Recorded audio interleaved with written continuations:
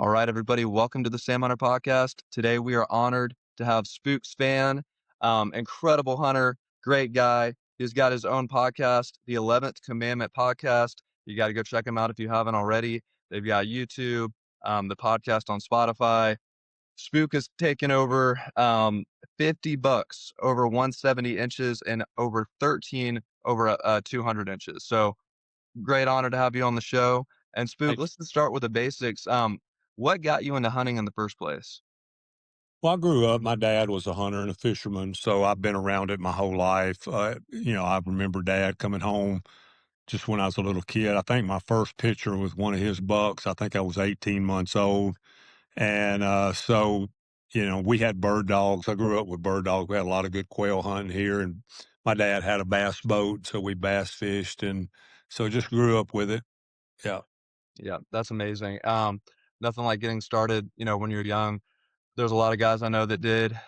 For me, it honestly hasn't been that long. I think we're closing in on close to a decade, but from the moment my cousin took me, I was just hooked. I Yeah. mean, the Yeah. most just so addicted to it. And I just wish that I had started when I was just a boy because I feel Yeah. like I missed out on so many, all the memories I've had just in the last 8 years or so I've been doing this. I'm like, Yeah. man, if I'd started when I was 4 or 5, who knows what all I would have seen. Yeah. So, that's awesome that you got started so young. And, what inspired you? Because I gotta say, I had heard of you and, I'd seen some big bucks you taken, but when Mhm. you guys started the 11th Commandment Podcast, I started listening in and getting to know you a little bit more and, Mhm. um, your team is just it's awesome, and the podcast was really, really informative and just kind of an inside look at a lot of the stuff that's built on the success that you have, and so I think that's a huge tool you're giving everyone, but what kind of inspired you to start that podcast?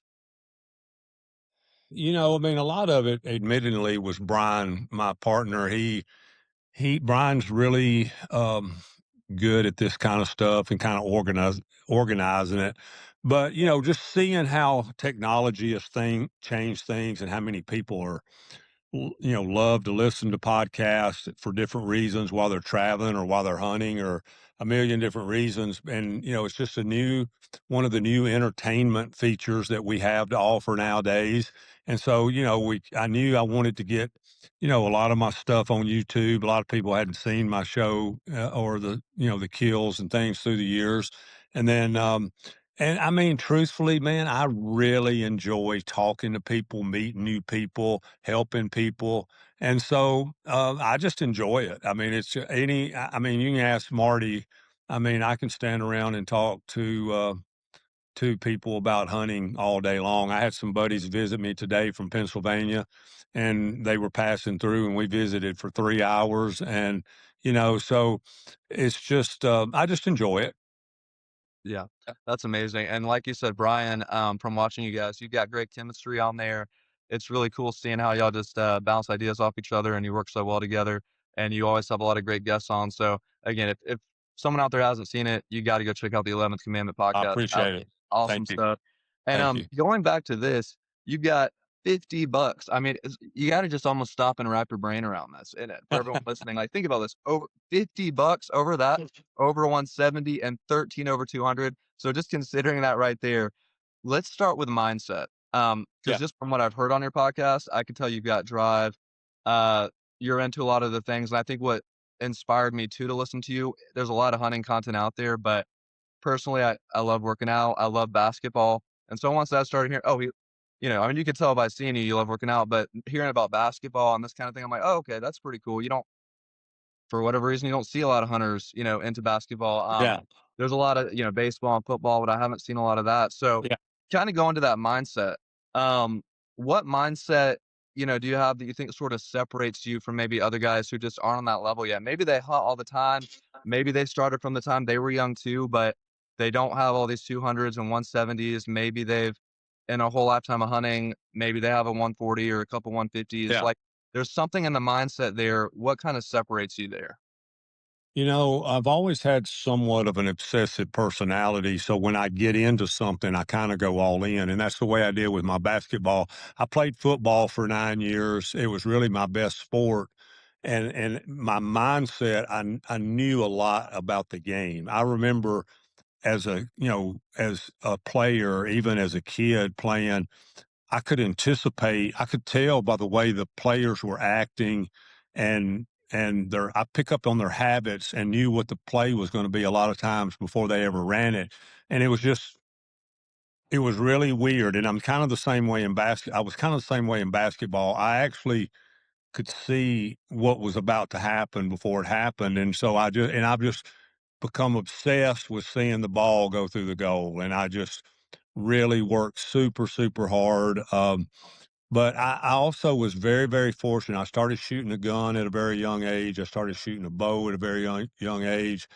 I used to throw paper wads into trash cans and all this stuff, and I think it just doing that from such a young age, starting at like 4 or 5 years old, my hand-eye coordination was just seemed to be like different. I mean, I've would take a little. I know this sounds crazy and it sounds simple, but it just gives. I take a the paper off of a straw and wad it up and throw it in a buddy's cup 2 tables over. And everybody's like, "What?" Just crazy. I used to shoot matchboxes with BB guns and just all this stuff. But I became obsessed with basketball in high school and just worked my butt off. It's really the only thing I've ever done that I actually enjoy or get more gratification out of. Obviously, outside my family and relationship with God, but is playing ball. And I played Monday night. I still play, and I just love it. My son was actually just here. He said, "Yeah, I'm working out my legs again. I'm trying to get back where I can dunk again. I'm past the dunking, but I do have my specialty is shooting, so I really enjoy it." That's amazing. And I was gonna save this for later, but since we're already touching on basketball, I'll go ahead and go into this. Yeah. Um, I remember on your podcast hearing a little bit about this, and I was curious for uh, listeners to hear this and more of the backstory on this. But didn't you end up in a situation where you got to play an NBA player one on one, and you ended up actually beating him? Yeah, so Brad Miller at the time, Brad was playing for the Sacramento Kings. Brad had, I think, after that, he actually went to the Bulls for a while. Brad was actually played in the Olympics, was an All Star one year, played with Michael Jordan. Played with a lot of really, really incredible players. Brad is a played at Purdue. He's like 7 foot tall, so Brad is a center. So in all fairness to him, I mean, a center playing a guard is a little bit uh, different because you draw him out and then you just either go by him. If he doesn't come out, you just shoot the three. But I don't think he didn't know me personally, and he had come to hunt our farm in Kentucky with some friends of ours, and we were shooting the show and we were filming everything, and they had kind of built him up. They wanted him to thump me, pretty good, and I didn't even know how. I usually didn't talk that much about my years of playing around other people unless they asked. So I don't even remember them even knowing, but they kind of made a big deal out of it and built it up. And we had a bunch of cameras and probably 30 people there, and we marked off the NBA three and all this. And he asked me what my rule was. I said my only rule is you can't just bat me down and dunk it. We're going to Right. just play 1-on-1 straight up and see how it goes. And I thumped him pretty good. And I think that he and everybody else was pretty shocked. I don't think they were expecting to see. And I have played with a lot of NBA guys. I used to have Kurt Haston played for Indiana with Bobby Knight and played was a first round draft pick of the Charlotte Hornets years ago, and Kurt played on my independent team and trained my son. Jim Farmer's a good friend of mine. Jim played for Alabama, and he played for the Sonics and the Nuggets. And he another really cool thing, he played on Magic Johnson's travel team, which was pretty cool. So he played a lot of ball. So those guys, I used to play with them, and a lot of European players, D1 players, and so it was I played against Penny Hardaway and Thaddeus Uh, Young and guys like that in semi-pro money tournaments and things mm, like that. So played against some really good players through the years, and had a it's been one of the most prideful things, I guess, in my life is to walk in a gym all over the country and people don't know who you are. And when you're leaving, they're coming up and shaking your hand. And it's like, man, we weren't expecting that, Right. So it's just been awesome. Yeah. Yeah. And I gotta ask with you, playing against all these guys and, beating, NBA players and being able to dunk in the past, how tall are you? 6'2". 6'2"? Mhm. That's amazing. See, I'm 6'1", and dunking is one of the things I had to work my butt off for, but finally got there. But I remember in 8th grade, that's something that and I was probably only in 8th grade, 5'8", 5'9", and then I was like, "I wanna dunk," and everyone's like, "You'll never dunk." And it's something I had to work at. I don't know if you ever used these or remember this, but it was a big thing when I was in high school was jump soles. Yeah. Mhm. So I got jump soles. I started working with that every single day, doing squats and just jumping, jumping, jumping, and that's kinda how I Yeah. got there. But is that a lot of what you did or just, different Not things? really. So I didn't work. So it wasn't really a big thing when I played because I'm old. I mean, we didn't even have a 3-point line when I played. And so, really, I really worked super, super hard on my shooting and it's just getting shots off the dribble. I mean, I could shoot runners and teardrops and hook shots. And I remember I went to see the Harlem Globetrotters when I was in the 6th grade. And I remember seeing Meadowlark Lemon hit a half court hook shot. And I was just like, that's crazy. I couldn't believe that he could be that consistent from half court. And so I started practicing, and then I got to where I could hit it about 50% of the time. Wow. When I got to where I could hit it about 50, I've hit it 2 or 3 times in games and, hit it about 50. I hit the most I ever hit in a row was 5, but when I practiced it, I got to where I could do it. And so, but on the dunking stuff, my problem is that I couldn't palm the ball real good until probably I was in college. So I had to cup it to Mhm. to dunk it, so it Yeah, made it harder. But for I sure. really didn't work on it very hard at all, not like my Yeah, son did. My son was a good dunker, yeah, but he's 6'4" and got better hops than me, but I just worked super hard on, my shot. I mean, I just like my shot was my thing, I've won a lot of 3-point contests. I've set some records at Universal City, at NBA City in Universal Studios in Florida. We used to enter those 3-point contests and stuff. So, I just that yeah, was the thing, and still is. I mean, that's still what I do. I had, about 6 weeks ago, I had 62 one night, and then, about 4 weeks ago, I had 56 one night. So I still have a good night every now and then. yeah. No, that's amazing. Still putting up the numbers, and just showing that mindset right there in basketball. Um, and being around our heights, I know that and I never played NBA players, and you're over there beating them one on one, so that shows the mindset right there. Take us from that to that same mindset you have for deer hunting. When you find a monster buck, whether he's 170 to 200, Mhm. you turn on the wheels and you're doing the same thing. But how do you channel that same competitive mindset to say, "I'm going to do what it takes, and I'm going to get this buck"?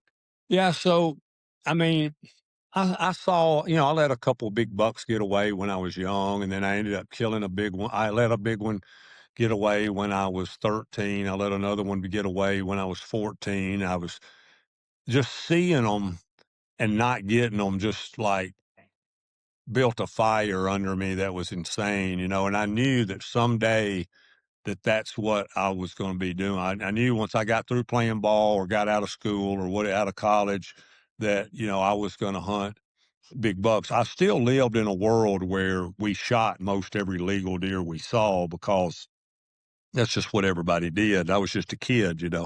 But as I got older and I killed a big one when I was a junior in high school here close to home, and I killed another one my senior year, and then the next, few years, I didn't kill much, because I was in college. I did kill a big one, so this is crazy. I went on a farm, a guy let me hunt near, the town that I played college ball in, and, 2nd day I went, I saw a line of rubs. It was pouring down rain, and I saw a line of rubs and a couple of scrapes, and I was like, "Well, shoot, I'll just sit down right here." Sure enough, I killed a big one. I mean, I just read the sign. on the fly. There's a rub line, and just worked out, one of those deals where everybody blew everybody's minds that I just went out there randomly one rainy afternoon when we didn't have practice and killed a big one. Man. But then when I got out of college, um, I got really serious, and me and Marty got married in 1985, which we were both really young. I was just right out of college, and I was 22, and she was still in college. And I went to the first ever QDMA meeting in the state of Tennessee. I never even heard of QDMA before, and Dr. Grant Woods was the speaker. And we immediately came buddies, sat on the tailgate till midnight, talking big bucks and strategies. But Grant was a biologist, and he was more about what they eat and how they digest it and where they find them, which was good, was things I needed to learn. I was more about hunting and killing and how to position. And so I started like getting real serious at that point and, passing up deer. And then I started looking for places because Tennessee, we don't have that many big deer and the genetics aren't as good here. We don't have a lot of crops in or at least in the parts where I grew up. So I started looking at, Western Kentucky and Southern Kentucky and Southern Illinois and started hunting those places and started killing a few big bucks and learning a few things about and really figured out at a young age that you can't kill a big one if you aren't not hunting where a big one's at. So if I couldn't find a big one either in velvet or through a farmer, or of course it was easier to find places to hunt back then. I mean, I rarely ever got turned down for anything, as far as and I found a really good place a really good farm and I would pay $100 a day to hunt there. you know, and so I would hunt there for maybe a week or so, and I killed a big one several years in a row on that property, and so just learning, networking, finding more. Then I got started going to Kansas, and I ended up buying a really nice farm in Western Kentucky, and I killed a lot of 160 to mid 70 deer on it. I had I learned at a very young age planting food. I started planting, you know, alfalfa, corn, soybeans, imperial whitetail clover, brassicas, everything, just a smorgasbord. I started habitat management at a young age just on my own because I grew up. My dad was in the sawmill and timber business. And so I learned about timber harvesting and what that did for the deer at a very, very young age. And then also more from Grant telling me, yes, that's some of the best things you can do. So I learned about the benefits of that at a young age. And so I was engulfing a lot of information, but I was around it too, growing up with dad in the timber business and then the hunting and then with Grant, meeting him at a young age and then learning. And I read, North American Whitetail and Dick Idle stories religiously when I was young. And that Dick Idle was really and it's funny, I had dinner with Cody last week and it was really awesome talking about his dad. And I'm actually going to fly out there and do a podcast with them pretty soon. Awesome. But and I've met his dad before, but he was really the first person and really the only person that I know that was traveling to different states and different farms and different places targeting big deer. It's kind of like, like Lee Lakowski. Lee's a really good hunter. He's a good farmer. He's really good at hunting his deer in his place, and that's where he focuses his time. And the juries and different people have their spots whereas I've tried to put my emphasis on the entire North American continent. So I've got contacts from Canada to Mexico and sea to sea. And so I have networked ever since then for years. And then when I killed that first big buck in Kansas in '07, and just the thrill and the excitement and the adrenaline and the emotion and everything that went into it, it was just like it was so powerful and just the energy. It was like hitting is the only thing I had left. Basically, it's like hitting the winning 3-pointer in the championship. That's what that was like. And so, that's where just I really dug in at that point. I had killed a lot of good. I'd killed a lot of good deer at that time. 150s to 180s. But that deer, he was 230, and it just catapulted me into a different mindset where, okay, I'm going to step it up again. I'm going to step up again. I'm just going to be hunting, 5-year-old and older deer, and preferably 190 plus deer, and just target, as much as I can. So I've spent a lot of time I found a place in Iowa to hunt. I started spending a lot of time in Kansas and Iowa, Western Kentucky, Southern Illinois, and yeah, so just pounding those areas where I knew there was some big ones, and uh, I thought, if I can spend is every time I go hunting, if I can be in a place where there's a big buck, I'm going to improve my odds. And so I didn't, I wasn't hunting as much in Tennessee. If I was home I still did my food plots and did my stuff, and I would find, a good deer every now and then, but, most of it was other places. I started hunting Canada too, Saskatchewan, Alberta, and, had to kill some big ones up there.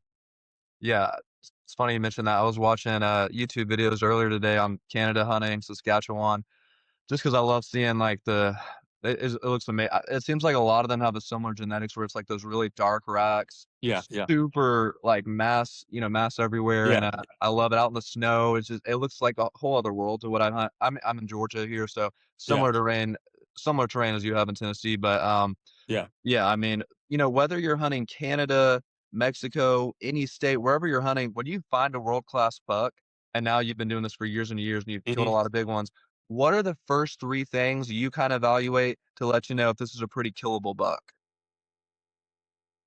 Um, really, so you talk to the wherever you're getting your information from, you try to get as much information from that person as possible. Where's he living? Is he living on a place that's most of the time it's a place that's not getting hunted hard. That's the reason he's there.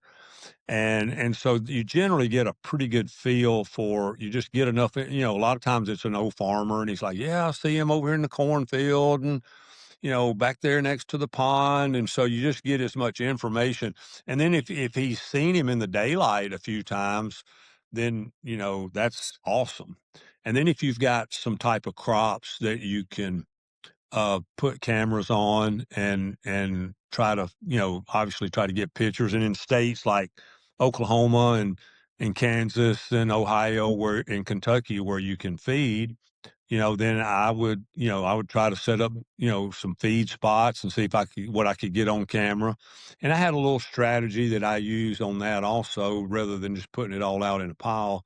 And, generally I'd get if what they said was there, I'd get a picture, and I was fortunate enough. I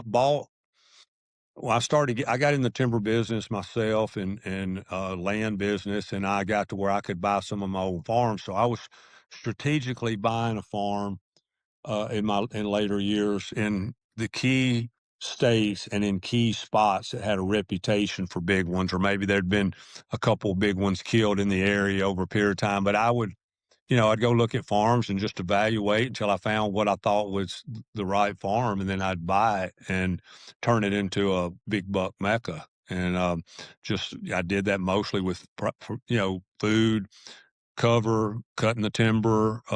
If it was a row crop farm, I'd turn that row crop farm. I'd plant pines and switchgrass and alfalfa and stuff like that, and just turn it into. I try to get my bedding as close to the feed as possible, and that makes a huge difference.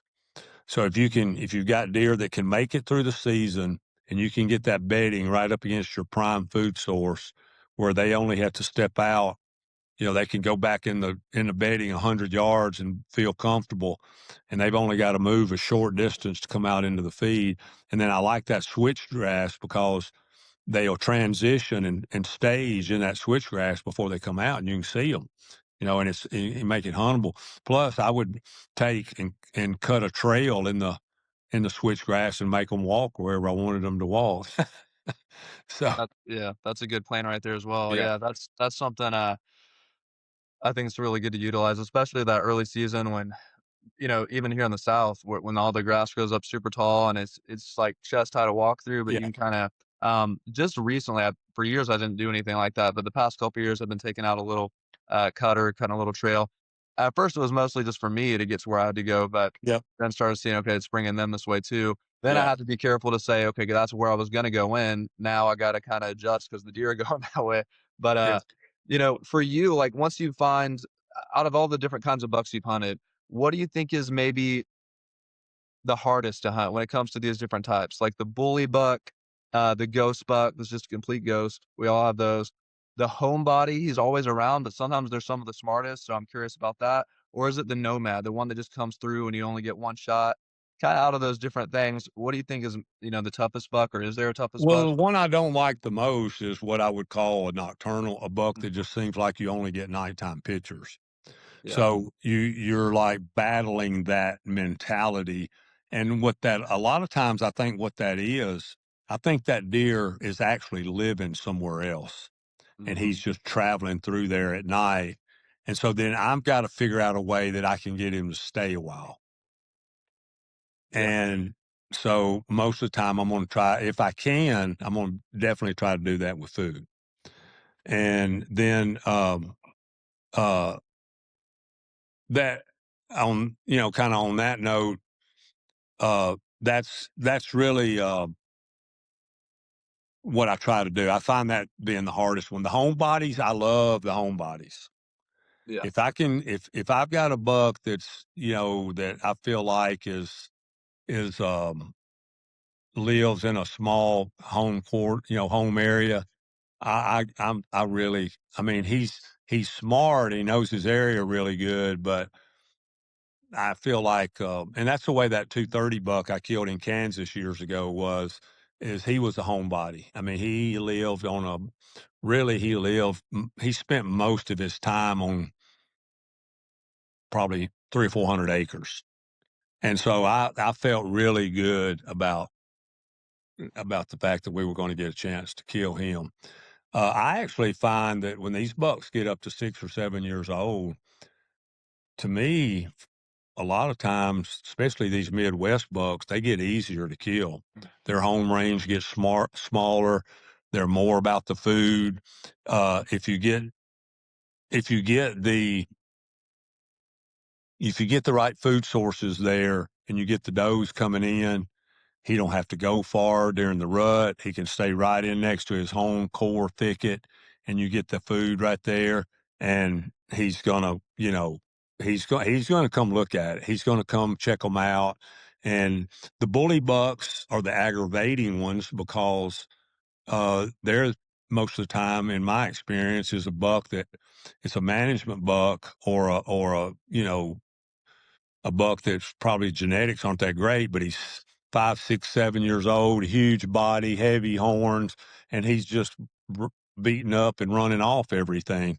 And so, if I can, if it's a state where I've got two tags, I'll try to get rid of him. If I can get a buddy or my son or somebody to come in and shoot him, I'll do that. right, Whatever we can do to get him out of the picture, we try to do. yeah. And, but usually those bully bucks are aggressive enough. I mean, you usually see them really often. So most of the time they're not that hard to get if you got, that's what makes it hard with the states that you only have one tag in is that it's hard to manage your property and get rid of those bully bucks. Absolutely. And I want to run a quick story by you that I've shared with some others, but I've never shared it with somebody who's taken as many big bucks as you. So I've tried to, even if I take a buck, there's one I'm after now that it'll be year 5. I've been after him, Hmm. and I've got plenty of daylight picks every year. He's there all through the summer. We'll get to him, but every year as soon as opening day comes, he's somewhere else, and a pretty good buck has come out, and I've killed on opening day a few times on the same spot, but he is never there, and I'm always curious, was he there just hanging back watching, or what? part of me is starting to feel like in my gut he goes somewhere else. Like for whatever reason, opening day Mhm. hits and he goes somewhere else. But um, this buck behind me is the one I want to get your feedback on. Even though I got him, this was my biggest this year. I've only hunted deer for myself in Georgia, and Mhm. this one was a mid 150s. He was buddies with that buck. But my question is, I would always get him at that one spot. Branched out and got a lot more spots this past summer, some even miles and miles away. Yeah. And once I didn't get this buck much this year. I had him a ton last year. This summer, he wasn't around much. Yeah. Um, he was there a week before opening day, and I could see, he last year he was a just okay 8 pointer, so he really blew up for what that was. But opening day he wasn't there. Didn't see him again until early October in another spot like a mile away. I'm like, okay. And then the day I killed him was October 27th, and I'm just curious what you think happened because I think I have an idea, but I'm not sure. There's a spot miles away. I never pictured seeing this buck there. I was in there for a different buck, um, and that morning, October 27th, my trail camera lights up. It's dark. It's about to be a daylight, and I see the camera, and it's raining. He's walking quick, so it's a blurry picture, but I see that curved left brow tine he's got. I can barely make it out in the picture just because it's like pouring rain. I'm like, no, that can't be him. I'm like, I mean, it looks like, but that's miles. I mean, it can't be, because it's not full rut yet. It's that pre-rut. I'm like, there's no way he went that far Yeah. yet. Yeah. So midday comes. I'm talking like 1:50, I believe, 1:50 PM, my phone just starts blowing up. Boom, boom, boom, boom. I'm like, "Is there an emergency? Is my wife trying to is there, like, something bad happened?" Like, I check my phone, it's just blowing up with pictures of him doing every pose. He's doing the scrape. He's going crazy in this place miles away. I'm like, "It was him." I'm like, "I gotta go. I gotta drop everything I'm doing and get there." So that became my one priority. I actually had to go pick up the kids this day from school.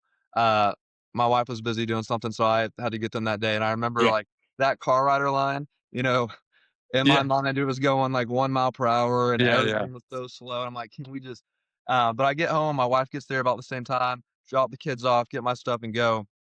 And, long story short, he comes in a couple hours later, 6:35, uh, get him right there. But when he came, a doe came out first. And I had a feeling there's a hot doe in the area because for about a week leading up to him getting there, especially the past few days, there were just tons of bucks, and most of them I will say were smaller, so I'd almost stop paying attention to that camera. Yeah. I'm talking like spikes, forkies. I Yeah. mean, I was about to lose interest in the whole area, but there were so many of them. I'm like, why is there like 20 different bucks I've never seen all, but they're all small. But why are they? But there's got to be a hot doe. So, leading to him coming, that doe comes out, and as soon as I see a doe, this is about 6:15 or so before he comes out, I'm like, "Okay, this has gotta be the thing that's got everybody here. She's gotta be the hot doe." And, whatever it was, 15 minutes later, I just see a, brown blur of fur go chasing her down a ditch. I never even got to see his rack. So I'm praying my heart out. They disappear. I'm like, "That's it. Game over." I figured he'd chase her off into oblivion and not come back. Um, so I'm just praying like, "God, please bring the steer back." I'm just like going all out here. And Yeah. about 5 minutes later, and I'm just like, "Okay, God," like I just felt like all hope is lost. This deer just comes tearing back out of the ditch. Just in. I don't know where the doe went. And that's also part of what I'm gonna ask you what you think happened. But he comes tearing back out of the ditch. He looks right at me. So I don't know what was up with that? I'm in a blind, but he looks right at me. He cocks his head immediately like he didn't like something. And as soon as I lift up my rifle, he's not in the scope. He's gone. So I put it back down. I look, he's already taken off over here through the brush, about to be out of sight. I Yeah. throw it up, like just kind of bring it to my eye so I don't lose him again. Put it right on him, shoot, and the rest was history. But there's a couple things about this. I mean, I'm assuming that doe was hot, but one, I'm curious why he just randomly came back without her. And there's a couple things I think may have happened, but I want to know your thoughts.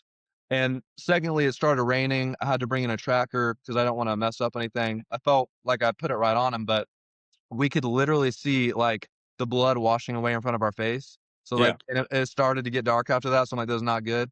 So we called in a tracker, and the deer hadn't gone far, but on the way to him, what we found was a monster rub, which I'm pretty convinced he did, because around here, I've never seen a rub like that. I mean, Spook, most Yeah. of the rubs I see, it's like a little line or maybe a decent one here and there, but not like this. I mean, it was Yeah. torn up. Um, so my question, and I mean, it looks fresh. So my question is, do you think he made it that day? If so, I've been curious, did he make it early that morning when he came in the dark? Did he bed down and maybe make it before he came out to that scrape, maybe after that scrape midday, right before he came out at 6:30. I'm trying to put the pieces together. When do you think he made that? Where do you think that doe went he was chasing that he just left to come right back to me? Like, how would you kinda put that onto perspective if that was Yeah, you? well, it sounds like that he was spent the day right there for some reason, Yeah, and so he probably, I mean, he probably did the scrape at some point during the day, I would say, because your phone was blowing up, and so he right. was obviously hanging out there. If he was spending that much time, she was probably there close. It sounds like to me, and I've seen this happen before, where deer that I could see for a pretty long ways off, and they get so jacked up sometimes, and if she just steps over to the side somewhere or out of sight, they lose their mind. Mhm. They just get herky jerky looking for her. Okay. So my guess is he kind of lost his cool for, I mean, kind of be like you losing your wife in the mall or something. Right. He lost her, and so he's panicking a little bit, and it's raining, so he's having a hard time picking up the smell, and so he's looking for her, and he knows there's a lot of other bucks in the area. She's probably getting super close to time to breed, and he's afraid he's going to miss out. And I've seen that happen. The 230 buck, the day I killed him, he lost his doe, and I mean he just Mhm. I mean he was just he he was acting like a 1-year old, I mean, just jerking his head around and looking and, looking like this and smelling and looking, and finally he hit her trail and just just losing his mind. And so it sounds like that's what happened. He lost her for a little bit. I've seen those run circles and go stand over in a little patch of bush or something and watch the bucks run around chasing each other, and till it might take him 30 minutes to an hour to figure it out and pick her back up. Mhm. So I'd say that's probably what happened. And it sounded like he spent the day there around there Yeah. probably with her. Yeah. And on the bigger buck that disappeared on you, I mean, for some reason, these bucks, some of they just have places that they go to at certain times of the year. And I hear this all the time, and have had it happen to me. Just you think you got this buck nailed down, and you're getting pictures and pictures, and you think you got the table set, and then he just disappears, and you find out, he's 3 or 4 miles away somewhere, and you're just like, why? I've got everything he could ever want right here. Why is he leaving? And for some reason, but that's the ones that I've found. It seems to me, as for the most part, there's no like clear cut. Every deer has a different personality, a different home range, a different mentality, a different experience. And that's when most of the time I figured these older bucks end up shrinking that core range down to a smaller area and not doing that as often. But that's not to say some of them. I mean, it's like the Huff buck. I mean, he killed that deer 3 miles from the guys who knew about it. He didn't know nothing about it. He didn't know the deer was anywhere around. He just looked down, there he was, and he killed him, and the guys that were actually hunting him were 3 miles away. And Right. Yeah. we had a big buck in Kansas one time that I really wanted to kill. I passed him up the year before. He was in the 180s as a 4-year-old. And the next year I was hunting him. And one evening, my buddy filmed him 3.5 miles away chasing a doe. And the next morning, my neighbor killed him on my fence row. The next morning, he had come back. He was chasing a doe now, hard as he could Wow. go, running around in the field that evening, 3.5 miles away. And the next morning, he was right back in his home spot, and my neighbor killed him, and he was 196. And so, that's just part of what they do. I think a lot of it has to do with, Kansas, where that particular deer was at, it's more open, more big fields and crop fields. They have a tendency to travel a little bit further in places that say like here at home where it's thick, we got a lot of timber, you know, my deer, there's no reason for them to travel that far really. I mean, especially if they got food and cover, they're usually within a mile and a half somewhere circle. Right, and I think you're spot on with what you said too, because the way it felt like in the moment, like that deer came out and was looking at me, and then he kinda cocked his head, but looking back, it would make a lot more sense if that doe had looped around because it was sticking tight in there, just that one little opening in front of me. I bet you she looped around me. He was looking for her behind the blind, like, somewhere back there, and that's why he so quickly was already moving, and, like, I had to turn and just go. Yeah, yeah. That makes a lot of sense what you said Yeah, there. it sound I think that's exactly what he's doing. He just lost her and he got upset. Yeah. Yeah, and then as far as the other one, that you mentioned that's been tough to get going into year 5 here, what's been more your experience? Because 'Cause I've heard a lot of people that they find a buck that will do the same thing to the day every year, and while I have seen some of those, this one in the summer, he is pretty much to the day, and there's certain times he'll go to certain spots within a few days of each other, but, his main daylight spots, he throws me every year because, like, one year, it was early October, and I had 3 or 4 times he daylighted right there early October. So the next year, I'm like, "Hey, that's where we're gonna hit." He didn't do it. That year, he did that whole Thanksgiving week, daylight, daylight, so I had to adjust. Then this year comes, I'm like, "I'm hitting that Thanksgiving week." No, it turns to December this time. So, like, he's always changing it up. I mean, in your experience for a lot of the ones you've ended up getting that are, like, the biggest ones, that you had history with, would they repeat the same things, like, almost to the day every year, or would they mix it up? Nah, not so much. I mean, I would have a deer that would show up within a week a lot of times. Like I've had some deer that would just couldn't find them early, before season open, and you just keep the cameras out, keep everything going, and then like the first or second week of season, boom, there they are, and you have no idea where they. And so my thought is 3 miles away, some guy's going, man, he just left. I had pictures of him till last week, and then he's just disappeared. So I just think for whatever reason, there's something that I try to think that most of the time it's just as simple as food and cover. Mhm. But sometimes I think it's just that particular personality, that deer. He just got somewhere that for some reason he likes this other spot better. And I don't know why that would be other than anything to do with other than food and better cover somewhere. But I've seen them move in some places and some times where it didn't seem like there was anything even close to as good as what they left. But I mean, Yeah, we could sit here and tell several stories about deer that's happened both ways that either disappeared or showed up. I just like to know where they're going, right. and I'd see them. I had a couple bucks that I thought that were going to be really, really special deer that I passed up, maybe 4-year-olds that were 6x6s or 7x7s. And I thought they were going to be like 200-inch typicals the next year. And I'd see them all the way up until season close. I'm like, oh, awesome. Made it through season. He's going to be world class next year. Never see him again. Right. Just like he made it through hunting season. Yeah. Where's he at? And if any, I know the kind of deer it is somebody killed it, I'd have heard about it, Right. and I'm just always bewildered. Of course, I know there's a lot of natural mortality that happens that Mhm. we try in our minds. We think if they made it through season, they're going to be back the next year. And that's just not always the case. They get run over. They could have got gored during season and it didn't kill them for a while. I mean, million things could happen.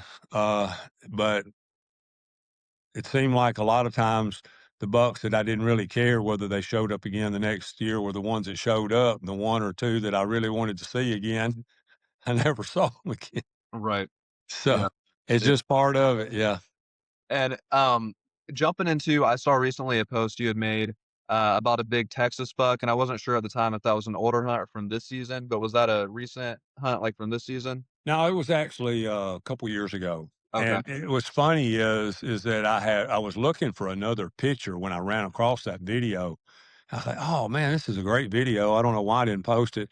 Yeah. So I posted it, just because I liked the video and I thanked a lot of people that helped me and stuff in it. And I was like, I just forgot. That's bad to say. I didn't forget about the deer, obviously. I just forgot about that. Usually I might make 2 or 3 of those videos when I kill a deer, and, I just forgot about that one, that particular video, Right. and, so I posted it, but, Yeah, I mean, that was a really cool deer. I actually killed that deer with the muzzle loader, and it was, yeah, I never forget when he stepped out. He's just so wide. He's just beautiful chocolate horns. He's just Oh, awesome. yeah. But yeah. Yeah, that was a amazing looking buck, and speaking of amazing looking bucks, you got plenty of great ones behind you, but I know people are gonna be upset if I don't bring this up because it's right there in our screen, to my left, so you're right, but tell us about who is this buck behind you, and how much does it score over your shoulder there? Well, so I don't got to see what's that one hanging up here. Yeah, like, right to your right, Yeah, he's yeah, got yeah, the yeah. So that deer's from Canada. He's like in the okay. 190s. Yeah, Wow, okay. super heavy. Just a great buck from Saskatchewan years ago. Yeah, And he was like 194, but just super, like 7-inch bases, just a big mhm, old Canadian brute. right, And but yeah, I mean, I'm just so blessed. I never thought I always had dreams of hunting big bucks, but I never dreamed that it would go where it's gone. right, And I just, but yeah, it's just a passion. I love it. I'm fortunate enough that Marty, I have a great wife. She puts up with me, chasing and my dreams with these big deer, and my kids, they don't share the same love for it that I do, but they support me, and they're excited. They'll come take pictures and do stuff. My son's killed some nice bucks, but he's got two little kids now. They just left here a few minutes ago, and it's funny tonight. I got a kick. We were back here in the trophy room, and they all crawled up in my lap and got the picture album and want me to tell them the stories of each animal going through the photo album. So that's that was awesome. pretty cool. Yeah, Marty was videoing me telling them stories about different animals, and, Yeah. so they got a kick out of that. That's amazing. And you brought up family and being the way that we're sort of wired, where we just want to go hard and hunt hard, especially yourself and everything you've done. But I'm married as well, have a family. There's a lot of guys who are dealing with that similar situation where they have that hardcore drive, but they also are married and have kids. So, just speak for a second to like your main advice for marriage in general. Like one, hunting and marriage, like, how do you tiptoe that line or how have you sort of dealt with that? But two, even outside of hunting, just like you've had a long, successful marriage, great family. Like, how have you, what have you find that really helps with that as well over the long run? It's a lot of things. Obviously, being a godly family is important. You know, there's nothing that can replace having a strong faith. And growing up in the church, that's been easy for me because my mom was, really super, super strong Christian.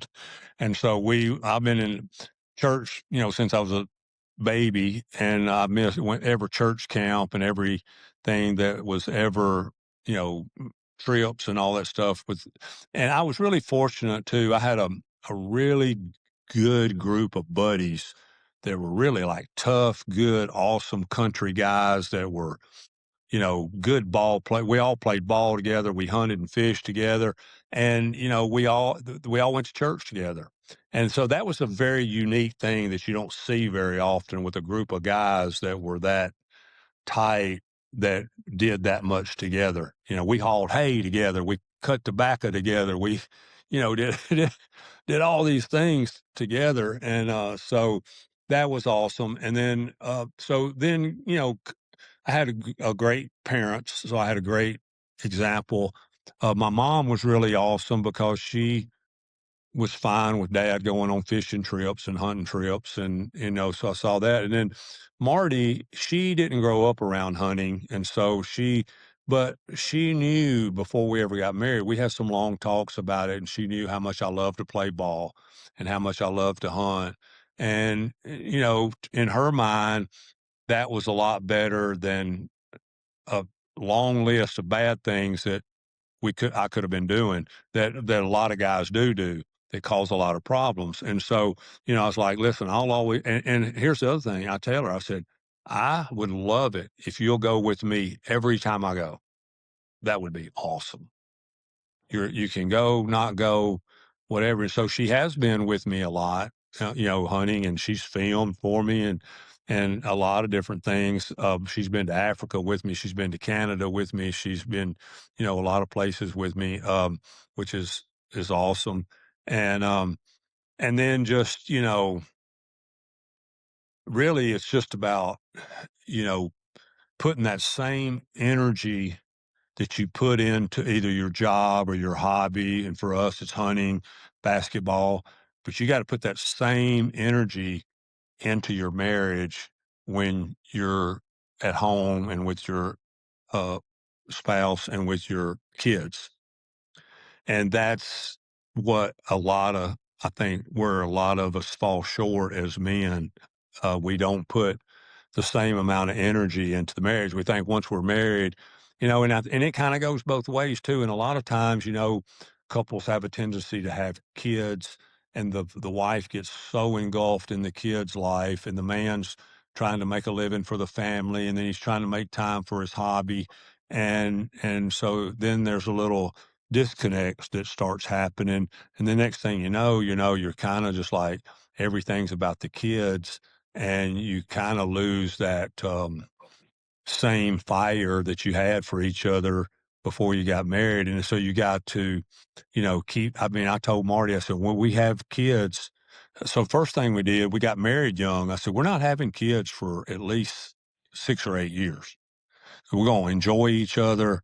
And I think it's just my opinion. I just think if there's no biological clock ticking for the female, the worst thing you can do is just get married and start having kids. Right. That's just me personally. I think you need to grow together for a while before you jump into that frying pan, because Yeah, when you have kids, the world it changes completely.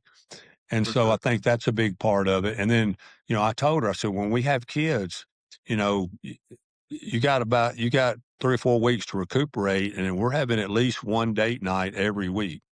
So you just figure out who you want to trust as a babysitter.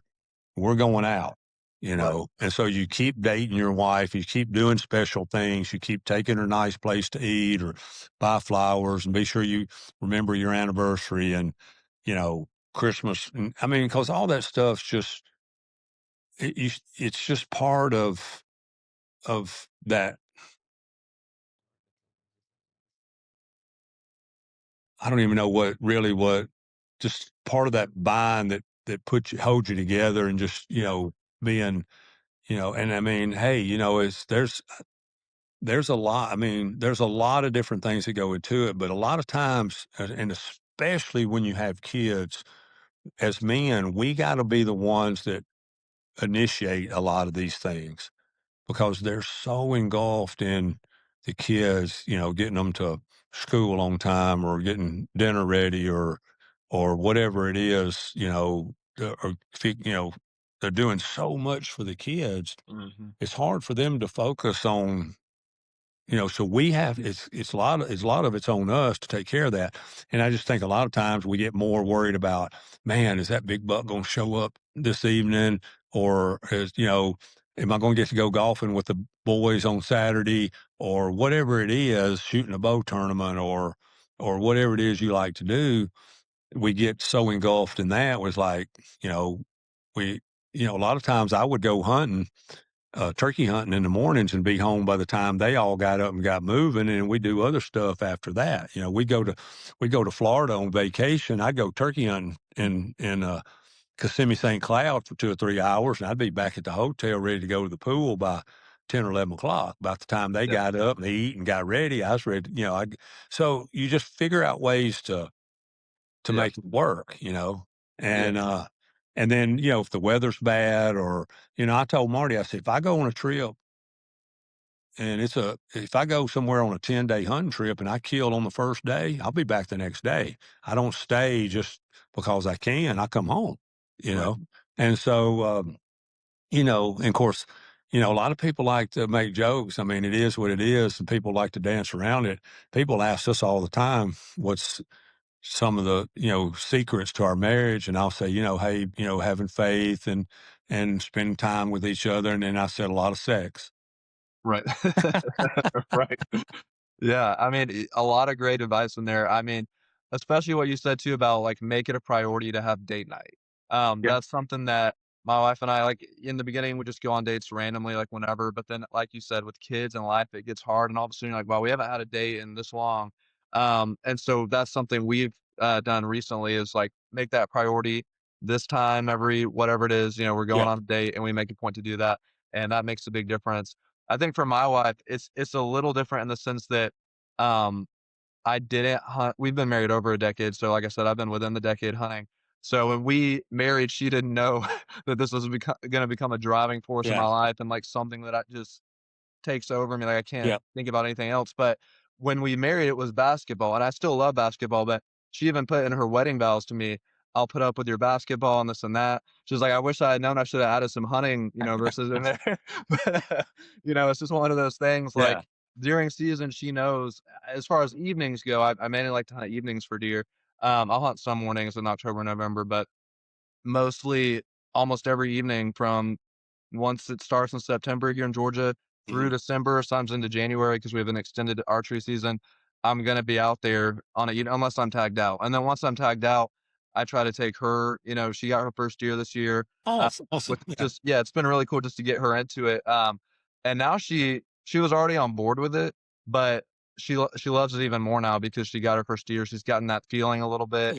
Um, my younger son got his first deer this year. My older son got his first buck. Yeah. Uh, and so now it's just my daughter's the only one left. She's only 5, so I'm trying to see if I can take her next year. My wife thinks maybe we need to wait one more. She's pretty tiny, so I don't Yeah. think she can be holding a rifle right now or anything, but maybe Yeah. some kind of bow or something, but we'll see. Yeah. But Spook, we appreciate you so much being on and all the advice you shared. I want to close with a couple of fitness questions, Yeah. because I love like platforms that it's a big hunter, but they're really into working out and fitness too, Mhm. because that's where my mindset is, and so Mhm. that appeals to me. For you, do you see hunting and fitness as, like, separate parts of your life or kinda joined together, like, one sharpening the other at all times? Well, I just think that being fit sharpens all facets of your life. The Mhm. fitter you are, the better you feel. The Right. more you feel like doing things for your wife, the more you feel like doing stuff with the kids, the less that climbing a tree affects you or, climbing the mountain or the different things. And I always said that I would never let my physical ability or my equipment stand in the way of my success.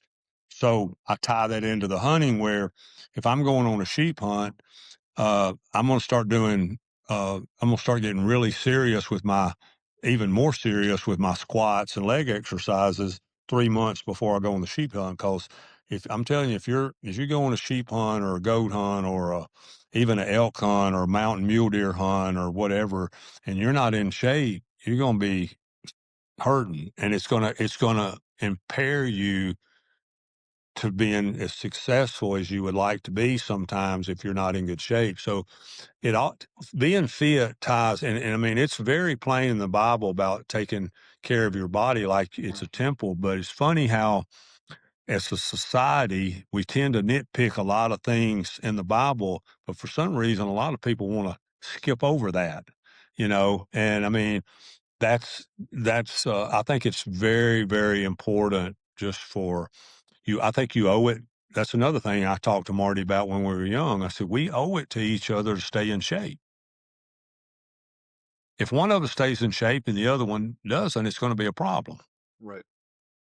And I've seen it happen over and over and over with buddies and their marriages. And that's another thing that happens when you have kids.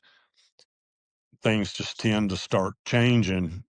And so, staying in tune and staying in that habit. And the problem is once you get out of the habit of exercising and working out and your eating habits fall off somewhat, it don't take long for it to show, and then trying to get back to where you were at a year or 2 earlier is 5 times harder than if you just stayed the course, stayed with it. And so we've been very fortunate that she has, for the most part, stayed with me on that, and so we just are we try to do something almost every day, at least 5 out of 7 days, and even when we had our first little house that we lived in and we didn't have room for nothing, I had weights in the bedroom.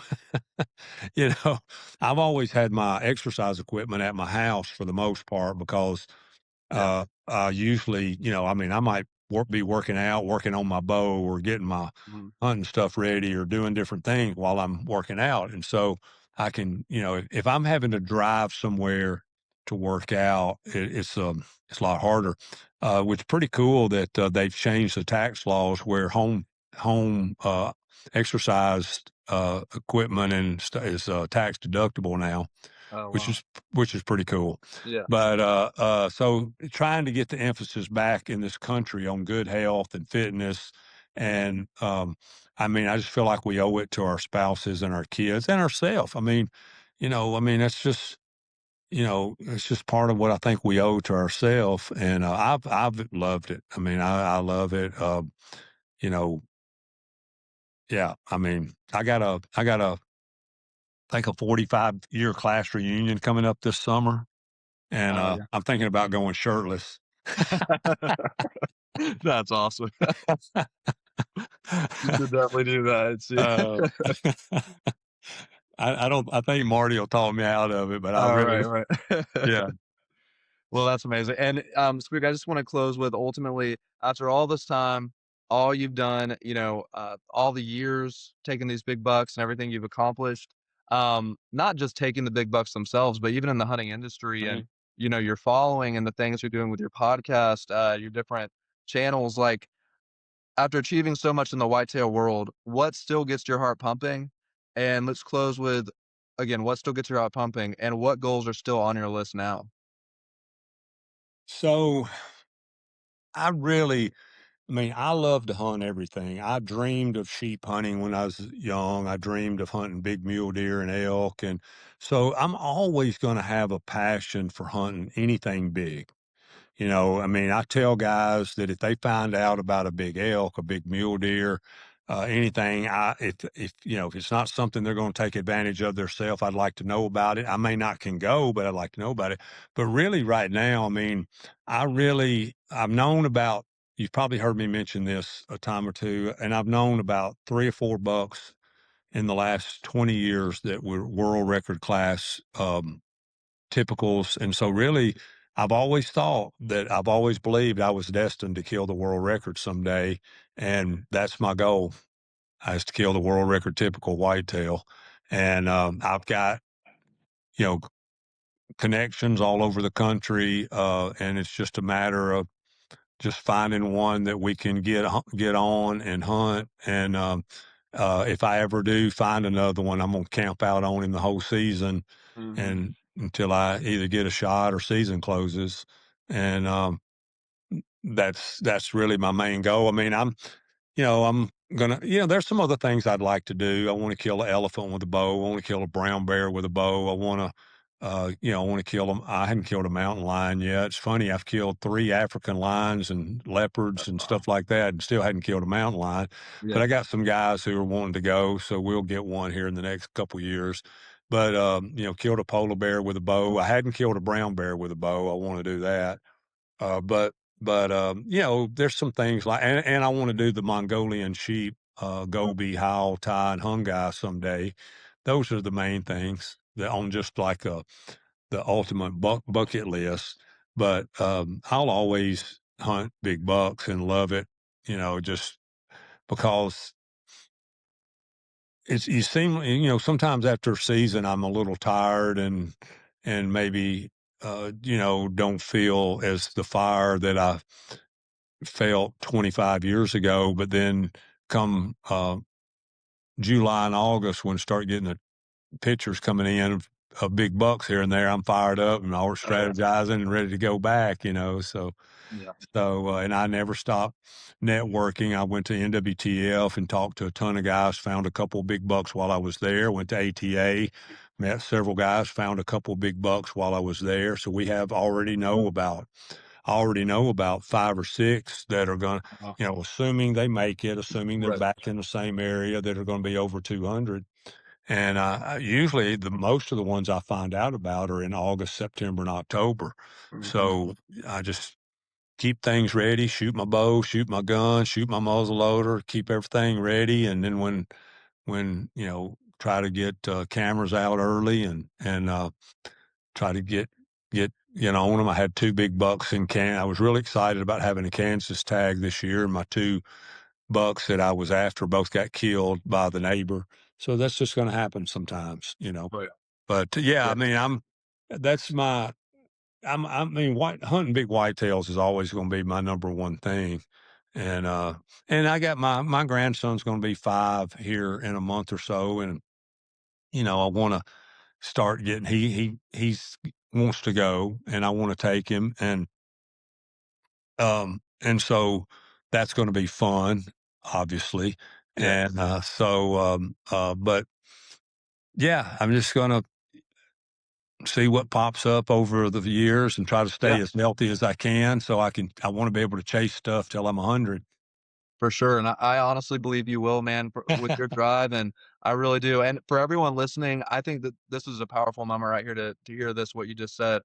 Listen to this, the power of goal setting. So what I love is you said out of all that too, one of your main goals is to take the world record typical whitetail. That's not a small feat and that's not a small goal, but they always say like, your results kind of fall in line with your goal. So if Mm. everyone watching this looks behind him right now and sees all these trophies, 170s, 80s, 90s, 200-inch deer behind him, that's that goal that's that driving force. And look at the result.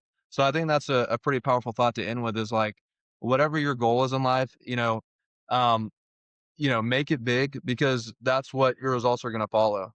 If your goal was to kill a, 150 for life, you might have a lot of, who knows, 120s, 130s, 140s behind you. But the goal is the world record. So look what you got behind you. So I just think that's pretty cool, to go with such a big goal like that and I the results appreciate it. follow. Well, and goals change as we get older. Things are different, and I told my first cameraman, I said, I'll never pass up a booner, and that year I passed up two. You know, Right. but it was because there was a Right. 200 in the area, Yeah. and so it was just it's all circumstantial. But you keep raising the bar. That's just part of personal growth. If I was shooting if I shot, 100 3-pointers in a shooting session one evening and I hit 50 of them, then my goal the next day was to hit 60, and so, I just keep, the only way you can get better and better is just to keep setting higher and higher goals for yourself. And I mean, we've all heard stories about athletes that people told them they couldn't do this, couldn't do that. I mean, you know, I don't listen to that kind of stuff. We can all do anything we put our minds to, and regardless of what that is, it's just a matter of how hard a person is willing to work. And that's usually where you separate people is what they're willing to put into it. And that goes into everything. That's from God, family, wife, hunting, golf, sports, whatever it is that you like, you're going to get out of it what you put into it. Mhm. So I know it sounds kind of cliche and kind of hokey pokey, but it just is what it is. Absolutely. Yeah. What you said right there even makes me think of, like you said, the more work you put into it, the more it separates you from everyone else. And right there, loving basketball like you do, my mind goes to Kobe Bryant right away and just thinking all the guys that everyone has a story. I thought I got to the gym really early that day. It was 4 a.m. and I'm the first, and then Kobe's already pouring sweat. And Yeah. so I love those stories. They get me so amped up because Yeah. it's like it shows right there when you put in Yeah. that extra work, like beyond what anyone even thinks is possible, and you start really creating some separation. Exactly. I mean, I think that's the thing that disappoints me most about the athletic world is I think there's a lot of athletes that are getting unfairly overlooked because they may not look like the prototype athlete or athleticism. And I get so sick of hearing that word about somebody saying, well, he's not as athletic as this person, but, well, the but is this guy's working a lot harder. He wants it a lot worse. He's not as spoiled. He's not as used to, and he's willing to drive after it super, super hard. And a lot of those players are getting overlooked in the world because they don't look and act like, somebody thinks they might look. I mean, if anybody proved that this year was the coach at Indiana, who, I'm not sure that he even had a 5-star player on the team, and he's beating the crap out of Ohio State and Alabama and all these teams. And it's because he's going after guys who are really, really good players. They got a big heart. They're willing to work hard and buy in and do what they're supposed to do. And a lot of these guys that are, quote, more athletic, I've seen a lot of really, really good athletes that weren't good basketball players. They're out there. They might have a highlight on ESPN every other week. But as far as being a mindset and a basketball knowledge and player, they can't make a bounce pass to the post. Right. Oh, they can dunk. They can Uh-huh. throw it down. They can do a 360 dunk, but they can't even make a ball fake and a bounce pass to the postman inside. That player's not gonna play for me. Yeah. Yeah, that's a good point, what you say about being overlooked. That immediately takes my mind to I'm sure you've heard watched him a little bit too, but Mac McClung, I feel like Oh, that it drives me crazy I'm like, "Put that man in the lea give him some real minutes," because they put him in for 5 minutes and he'll score 10 or 12, and then they don't put him in again, and it's like then it It's goes it is it's the ridiculous. dumbest thing that I've ever seen in my life, and I watched Peyton Pritchard the other night with the Celtics just light up the Lakers and everybody that tried to guard him, including LeBron, 'cause Matt McClung's every bit is a better offensive player than Peyton Pritchard.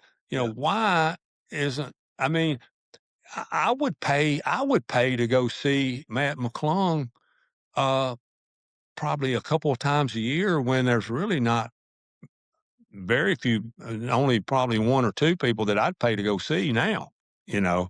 I'd right. pay to go see that kid.